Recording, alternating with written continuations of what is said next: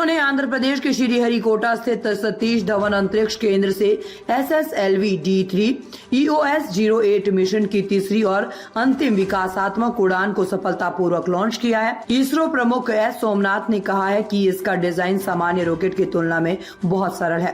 संपूर्ण नेविगेशन प्रक्रिया अलग है। SSLV की संपूर्ण वास्तुकला और डिजाइन अलग है। ऐसे रॉकेट में स्टिक इंजेक्शन लगाना मुश्किल होता है और यही समस्या हमें पहले मिशन में भी आई थी। हमने सभी समस्याओं का समाधान किया, 2 सफल मिशन बनाए और विकास कार्यक्रम पूरा किया। गगनयान मिशन तैयार हो रहा है और हम लॉन्च के लिए दिसंबर महीने को लक्ष्य बना रहे हैं।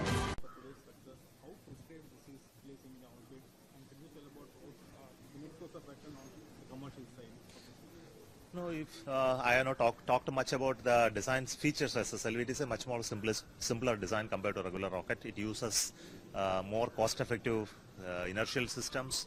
The entire navigation process is different. Its ability to place small satellites is very crucial. It's all based on solid stages with a small liquid trimming upper stage. So the entire architecture and design of SSLV is entirely different than the regular liquid based rockets. And in such rockets, to get a precise injection is always tricky. That is an issue that we faced in the first mission. Though we placed the satellite, the precision was slightly an issue. So we solved all the problem, made 2 successful missions, and completed the development program. About the commercial thing in terms of commercial is basically this has to be transferred to industry, not as a production support. Production support industry is already giving. But ISRO want to make them learn the trick of how to build a reliable rocket and launch. That requires knowledge of how things are done.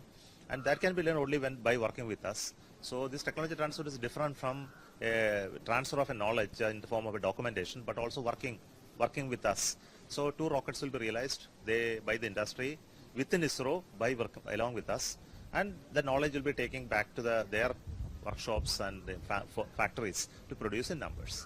when is the work start and what are the parameters for them to be respected? Now, their technical competency, financial strength, their willingness to take that technology transfer fee, all of that. What's the cost of Kulasekara-Pattam launch like? That just started construction, so it will take 2 years to complete. Gaganyaan, the first mission, unmanned mission, is getting ready. We are targeting this December for the launch. Thank you.